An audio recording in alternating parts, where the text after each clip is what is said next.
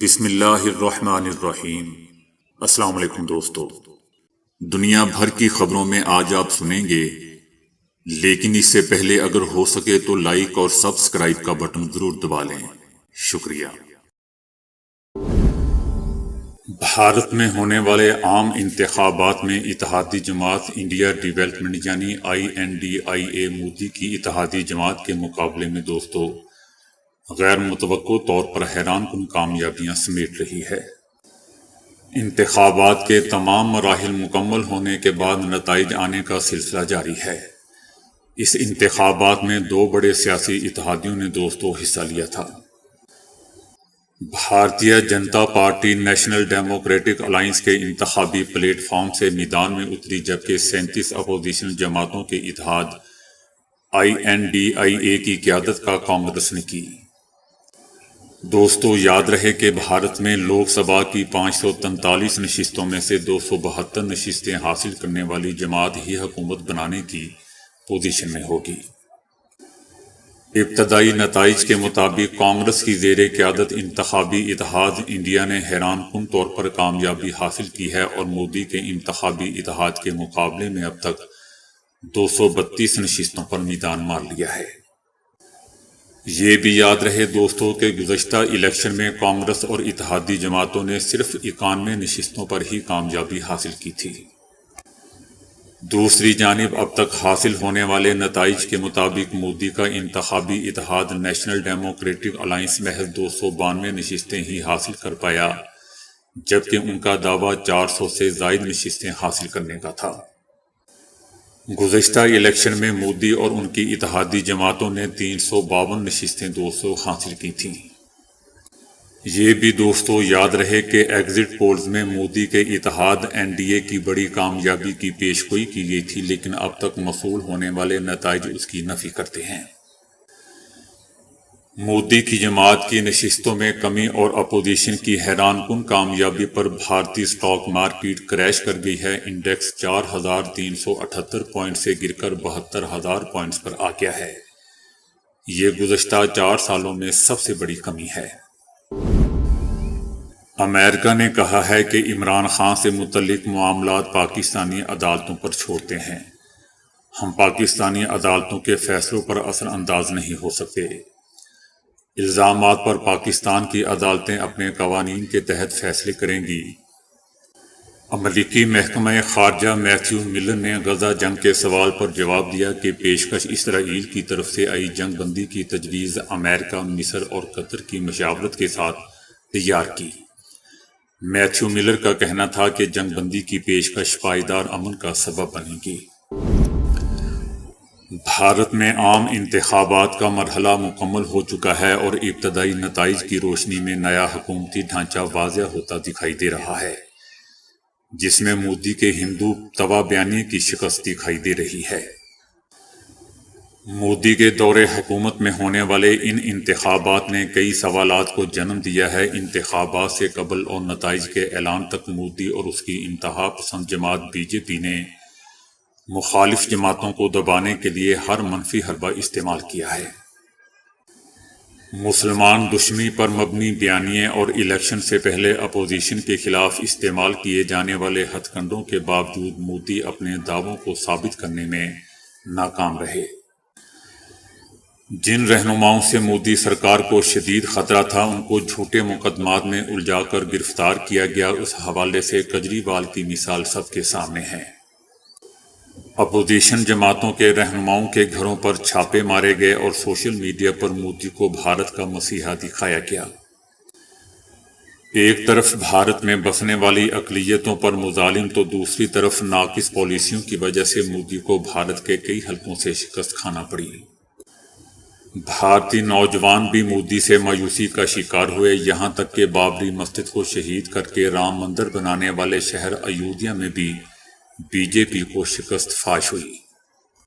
Article 370 کو منسوخ کر کے کشمیر کی انفرادی حیثیت کو ختم کرنا، بھارت میں اقلیتوں، میڈیا اور مودی کے خلاف بولنے والوں کے حقوق غصب کرنا اور کرپشن نے مودی کے خلاف غم و غصے کو مزید ہوا دی۔ مودی کی سربراہی میں تیسری بار مودی سرکار اب کی بار 400 پار کا نعرہ ناکام ہو چکا ہے۔ مودی نے الیکشن میں جیت تو حاصل کر لی مگر مودی کا بیانیہ بری طرح شکست کھا گیا۔ مودی کی جانب سے تیسری مرتبہ اقتدار کے حصول کے لیے وہ کام کیے گئے جس سے یہ تاریخ کے متنازع ترین انتخابات بن گئے۔ تجزیہ کاروں کا کہنا ہے کہ یہ انتخابی نتائج ناکامی کی جانب بڑھتی مودی سرکار کے تابوت میں آخری کیل ثابت ہوں گے۔ دوستو، یاد رہے کہ اب تک کے نتیجے کے مطابق مودی کا انتخابی اتحاد 295 نشستیں حاصل کر پایا ہے، جبکہ اپوزیشن اتحاد کے حصے میں 236 نشستیں آئی ہیں، جبکہ ابھی 15 نشستوں کے نتائج آنا باقی ہیں اور شاید کچھ وقت کے بعد آ بھی جائیں۔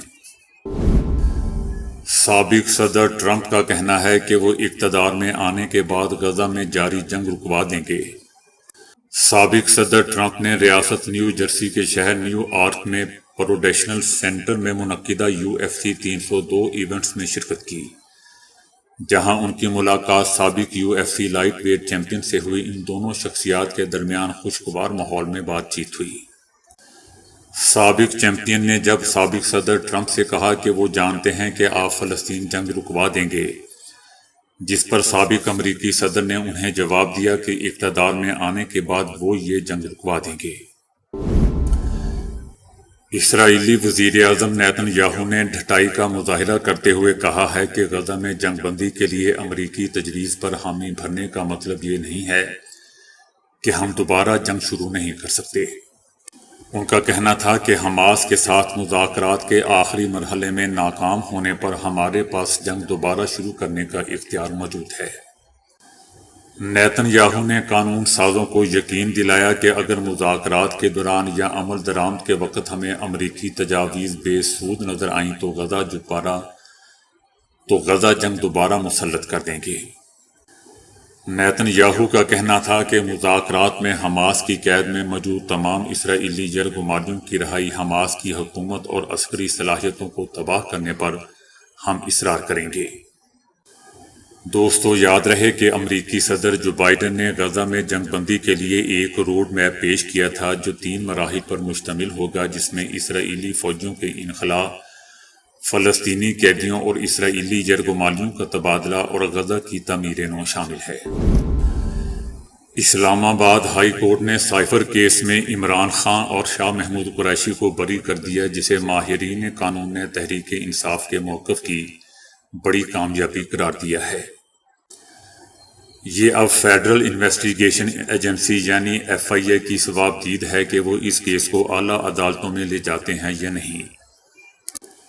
لیکن دوستو، یہ بات یاد رکھنی چاہیے کہ اگر کوئی ملزم عدالت عالیہ سے بری ہو جائے تو کیس کو سزا کی طرف لے کر جانا مشکل ہو جاتا ہے۔ جب کسی نچلے فورم پر ملزم کو بری کر دیا جاتا ہے تو یہ تاثر غالب آنے لگتا ہے کہ ملزم معصوم ہے۔ FIA اسے اعلیٰ عدالتوں میں اس فیصلے کے خلاف اپیل کر سکتی ہے، لیکن ان کا کام دوستو مزید مشکل ہو جائے گا۔ جو کیس ریاست نے بنایا تھا اس کو عدالت عالیہ کے مرحلے پر دونوں اشخاص کو باعزت بری کر دیا گیا ہے۔ ابھی ایسا ہی واضح ہو رہا ہے کہ شاید ریاست کو زیادہ جان لگانی چاہیے تھی یا شواہد پر زیادہ کام کرنا چاہیے تھا۔ امید یہی رکھنی چاہیے کہ ہمارے قانونی فیصلوں کا ٹائمنگ سے کوئی تعلق نہ ہو، لیکن زمینی حقائق کو سامنے رکھیں تو اس فیصلے کا ٹائمنگ سے تعلق نظر آتا ہے۔ سینئر قانون دان اعتزاز احسن نے عمران خان کو آصف علی زرداری سے ملنے کا مشورہ دے دیا۔ دوستو، میرے خیال سے تحریک انصاف کو جتنا برباد کرنے میں، اس کو ٹکڑے ٹکڑے کرنے میں اعتزاز احسن کا ہاتھ ہے، شاید ہی کسی کا ہو۔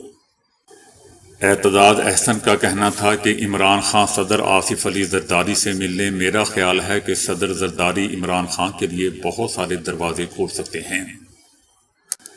دوستو، لگتا ہے کہ اب یہ بندہ عمران خان کو آصف علی زرداری کے قدموں میں گرانا چاہتا ہے، اور ایسی ہی کارروائی کے لیے لطیف کھوسہ بھی پارٹی میں داخل ہوا ہے۔ اعتزاز احسن کا کہنا تھا کہ عمران خان کو جلدی جیل سے باہر آتا نہیں دیکھ رہا۔ عمران خان نے اپنے لیے خود رکاوٹیں کھڑی کیں۔ انسان کو نرم مزاج ہونا چاہیے، یہ نہیں کہ اس سے بات نہیں کرنی، اس سے بات نہیں کرنی۔ یہی بات عمران خان کو نقصان دے رہی ہے۔ بات ہر ایک سے کرو، مانو کسی کی بھی نہ۔ ان کا کہنا تھا کہ عمران خان نے کافی سخت پالیسی بنا لی ہے۔ سینئر قانون دان کا کہنا تھا کہ یہ جج پی ٹی آئی کے نہیں، یہ جج آزاد ہیں یا حکومت کے ساتھ ہیں۔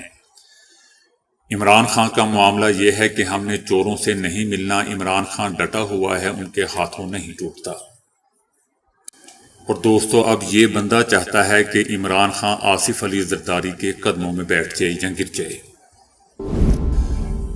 اسرائیلی انٹیلیجنس ایجنسی موساد کے سابق سربراہ ڈینی یتوم نے عبرانی زبان میں شائع ہونے والے ایک اخبار میں ایک کالم شائع کیا ہے جس کا عنوان ہے تلخ حقیقت، حماس اور اسلامک جہاد فوجی طریقے سے شکست نہیں کھائیں گے۔ وہ اس کالم میں لکھتے ہیں کہ ہم شمال لبنان اور جنوبی غزہ میں جنگ کے اہداف حاصل نہیں کر سکتے۔ وہ مزید لکھتا ہے کہ اب بھی بڑی تعداد میں اغوا شدہ افراد یعنی اسرائیلی غزہ کی سرنگوں میں ہے۔ ہزاروں جلا وطن اسرائیلی اپنے گھر واپس جانے کے منتظر ہیں اور مستقبل قریب میں وہ واپس نہیں جا پائیں گے، جبکہ حزب اللہ شمال مقبوضہ فلسطین میں ہماری بستیاں ویران کرنے پر تلے ہوئے ہیں۔ ایک اندازے کے مطابق دوستو، اس وقت 128 اسرائیلی یرغمالی غزہ میں موجود ہیں، جبکہ فلسطین میں اسلامی مزاحمت کی تنظیم حماس 70 اسرائیلی یرغمالیوں کی فضائی بمباری میں ہلاکت کا اعلان کر چکی ہے۔ ڈینی یتوم کا کہنا ہے کہ اگرچہ اسرائیلی فوج غزہ کی پٹی میں ہر جگہ موجود ہے، لیکن حماس اور اسلامی جہاد فوجی کارروائی کے ذریعے شکست نہیں کھائیں گے اور ہمارے قیدی فوجی دباؤ کے ذریعے اور سیاسی اقدامات کے بغیر آزاد نہیں ہوں گے۔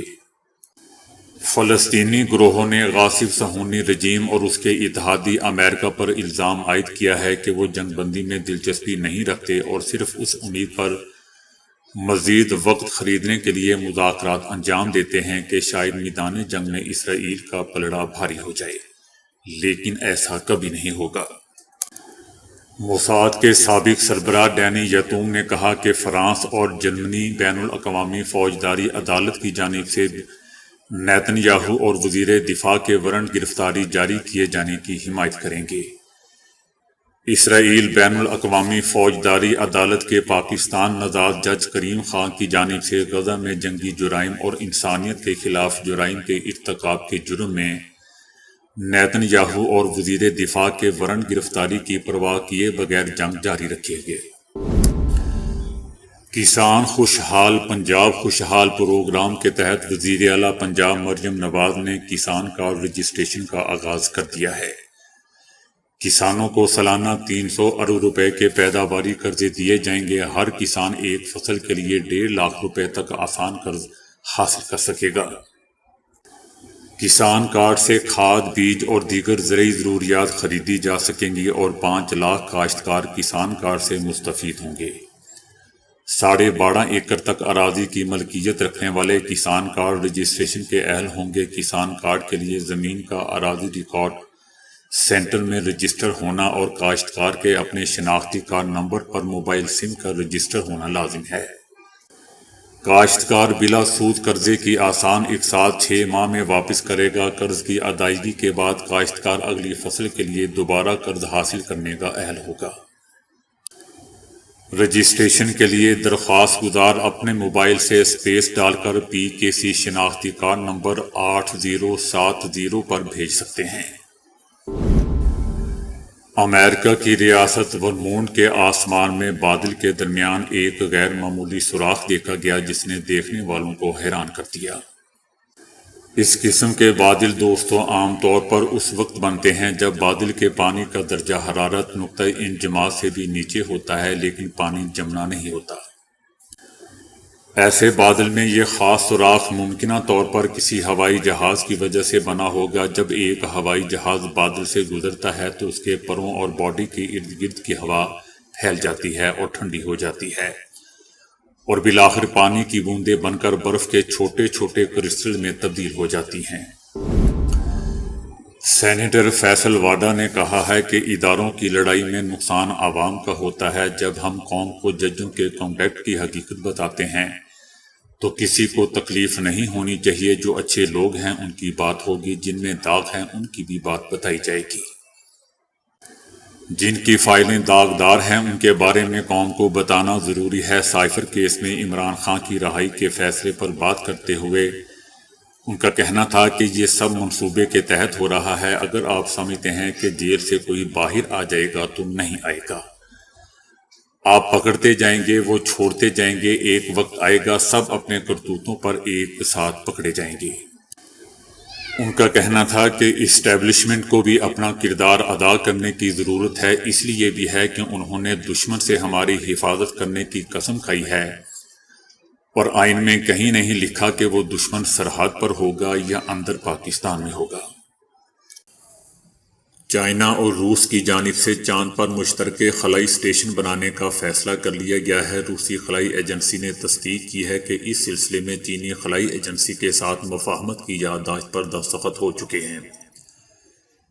یہ خلائی اسٹیشن خلائی تحقیق میں دلچسپی رکھنے والے دیگر ممالک کے لیے بھی دستیاب ہوگا۔ خلائی اسٹیشن کب تیار ہوگا اور اس پر کب کام شروع کیا جائے گا، اس حوالے سے کوئی اطلاع نہیں دی گئی۔ چائنا نے اپنے خلائی پروگرام پر گزشتہ چند سالوں سے بہت زیادہ توجہ دے رہا ہے اور امریکہ کے بعد خلائی پروگرام میں سرمایہ کاری کرنے والا دنیا کا سب سے بڑا ملک بن چکا ہے، جو روس اور جاپان سے بھی زیادہ عسکری اور سولین مشن خلا میں بھیج رہا ہے۔ ایک حالیہ تحقیقی رپورٹ کے مطابق زیتون کے تیل کو ہرے پتوں اور دیگر سبزیوں کے ساتھ غذا کا حصہ بنایا جائے تو ہائی بلڈ پریشر سے بچا جا سکتا ہے۔ نئی تحقیق کے مطابق زیتون کے تیل میں خاص قسم کے فیٹی ایسڈ کثرت سے پایا جاتا ہے اور یہ ہائی بلڈ پریشر کے خلاف نہایت ہی مؤثر ثابت ہوا ہے۔ زیتون کے تیل کے استعمال سے خون میں کولیسٹرول کی مقدار کا توازن برقرار رہتا ہے۔ پالک، اجوائن، خراسانی اور گاجروں میں قدرتی طور پر بہت زیادہ نائٹریٹس یا شورے کے تیزاب کا نمک پایا جاتا ہے۔ مذکورہ سبزیوں اور زیتون کے تیل میں پائے جانے والے نائٹرو فیٹی ایسڈ میں قدرتی طور پر ایک انزائم موجود ہوتا ہے جو بلڈ پریشر کو کنٹرول میں رکھتا ہے۔ تو دوستو ابھی کے لیے اتنا ہی۔ ویڈیو کو لائک اور شیئر کرنے کا بہت بہت شکریہ۔